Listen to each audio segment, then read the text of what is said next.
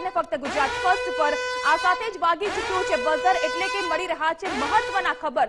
વાત છે વડોદરાની કે જ્યાં વાઘોડિયાના ધારાસભ્ય મધુ શ્રીવાસ્તવે ઉમેદવારી ફોર્મ પરત ખેંચ્યું છે। મધુ શ્રીવાસ્તવે ફોર્મ પરત ખેંચી કોંગ્રેસને ટેકો જાહેર કર્યો છે।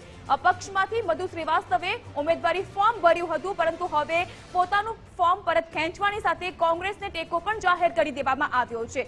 મામલતદાર કચેરીએ પહોંચીને પોતાનું ઉમેદવારી ફોર્મ પરત ખેંચવામાં આવ્યું। વિધાનસભાની પેટા ચૂંટણી માટે તેઓએ ઉમેદવારી ફોર્મ ભર્યું હતું।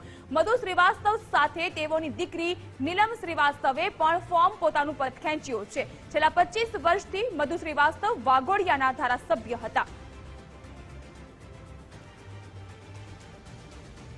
ગુજરાતમાં લોકસભા ચૂંટણીની સાથોસાથ 5 બેઠક પર પેટા ચૂંટણી પણ યોજાવાની છે। વિધાનસભાની પેટા ચૂંટણી માટે વાઘોડિયાથી મધુ શ્રીવાસ્તવે ઉમેદવારી નોંધાવી હતી, પરંતુ તેઓએ પોતાની ઉમેદવારી પરત ખેંચી લીધી છે। આ સાથે જ તેઓએ કોંગ્રેસને પોતાનો ટેકો, પોતાનું સમર્થન જાહેર કર્યું છે। ન માત્ર મધુ શ્રીવાસ્તવ, પરંતુ તેઓની દીકરી નીલમ શ્રીવાસ્તવ દ્વારા પણ ઉમેદવારી ફોર્મ પરત ખેંચી લેવામાં આવ્યું છે। છેલ્લા 25 વર્ષથી બાહુબલી નેતા કહેવાતા મધુ શ્રીવાસ્તવ વાઘોડિયાના ધારાસભ્ય રહી ચૂક્યા છે, પરંતુ પેટા ચૂંટણી પણ આ વખતે 7 મેના રોજ યોજાવાની છે। વિધાનસભાની પેટા ચૂંટણીમાં તેઓના દ્વારા ફોર્મ ભરવામાં આવ્યું હતું, પરંતુ હવે તેઓએ પોતાનું ફોર્મ પરત ખેંચવાની સાથે કોંગ્રેસને પોતાનું સમર્થન ટેકો જાહેર કર્યો છે। એટલે કહી શકાય કે કોંગ્રેસનું જે રેલી પ્રચંડ પૂરજોશમાં પ્રચાર થશે, ત્યારે તેઓની રેલીમાં મધુ શ્રીવાસ્તવ આ ચહેરો જોવા મળે તો નવાય નહીં, કારણ કે હવે કોંગ્રેસને ખુલ્લું સમર્થન જાહેર કરી ચૂક્યા છે મધુ શ્રીવાસ્તવ, અને કોંગ્રેસને જ ટેકો આપવા માટે પોતાની ઉમેદવારી પરત ખેંચી હોવાની ચર્ચાએ પણ જોર પકડ્યું છે,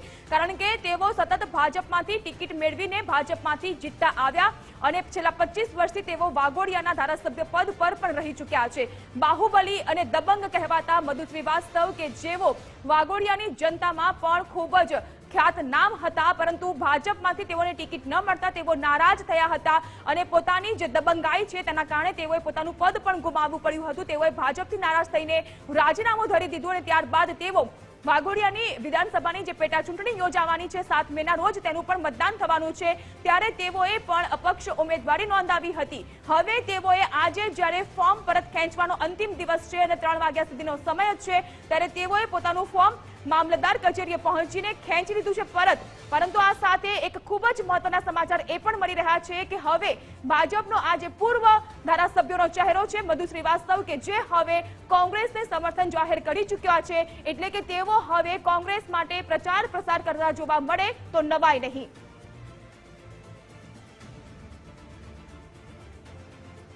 ગુજરાતની લોકસભાની 26 બેઠક અને તેની સાથોસાથ 5 વિધાનસભા બેઠક ઉપર પેટા ચૂંટણી યોજાવાની છે, અને આ બંને ચૂંટણી માટે 7 મેના રોજ મતદાન હાથ ધરાશે। 4 જૂનના રોજ જ્યારે મતપેટી ખુલશે, એક મતની ગણતરી કરવામાં આવશે, ત્યારે ચિત્ર સ્પષ્ટ થશે। ક્ષત્રિય સમાજને બહુ બેટી માટે જે વ્યક્તિ બોલ્યા છે એના વિરોધમાં ક્ષત્રિય સમાજ આખા ગુજરાતમાં જાગ્યું છે, તો આપણે બી જાગવું જોઈએ અને ક્ષત્રિય સમાજને આગળ લાવવું જોઈએ અને ભાજપ વિરુદ્ધ વોટ આપવાના પ્રયત્ન કરવા જોઈએ અને કોંગ્રેસને આગળ લાવવાનો પ્રયાસ કરવા જોઈએ, એવા નિર્ણય કાલે અમારા થયા। એ નિર્ણય આધારે મેં જયારે ફોર્મ ભર્યો હતો અપક્ષ તરીકે, એ ફોર્મ પાછો ખેંચી રહ્યો છું। તો આજ સમગ્ર મામલે વધુ જાણકારી સાથે ન્યૂઝરૂમથી જોડાઈ ચૂક્યા છે સંવાદદાતા વિજયકુમાર દેસાઈ। વિજય, એક બાજુ જ્યારે દબંગ કહેવાતા નેતા મધુ શ્રીવાસ્તવે પોતાનું ઉમેદવારી ફોર્મ તો પરત ખેંચી લીધું છે, પરંતુ આ સાથે હવે ભાજપની વિરુદ્ધમાં કોંગ્રેસને તેઓ સમર્થન આપી રહ્યા છે। પેટા ચૂંટણીમાં વાઘોડિયા માટે કેવા પ્રકારના સમીકરણ?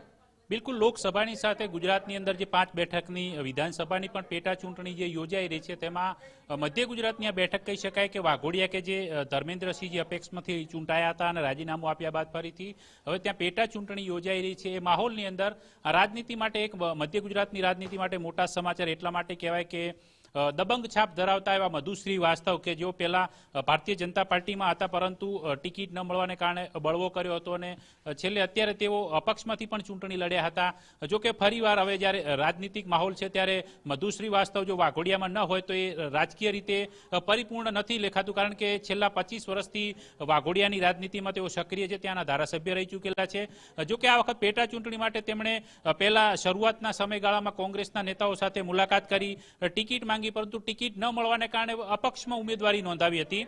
તેમની પુત્રી નીલમ છે, તેમની પાસે પણ તેમને ઉમેદવારી નોંધાવી હતી, પરંતુ જ્યારે આજે ઉમેદવારી ફોર્મ ખેંચવાનો છેલ્લો દિવસ છે, 3 વાગે ચિત્ર સ્પષ્ટ થવાનું છે. તે પહેલા વાઘોડિયાની અંદર જે 5 ઉમેદવાર હતા તે પૈકીના જે આ 2 અપક્ષ ઉમેદવાર છે, એટલે કે પિતા પુત્રી, એ બંને પોતાના ઉમેદવારી ફોર્મ ખેંચી લીધા છે. અને જો કે વાઘોડિયામાંથી આ રીતે મધુ શ્રીવાસ્તવે એક જાહેરાત પણ અત્યારે કરી કે તેઓ કોંગ્રેસના ઉમેદવારને સમર્થન આપશે. કોંગ્રેસે ગોહિલને ટિકિટ આપી છે, તો સામે ધર્મેન્દ્રસિંહ વાઘેલા છે, તેઓ ભારતીય જનતા પાર્ટીમાંથી લડી રહ્યા છે. ઉપરાંત એક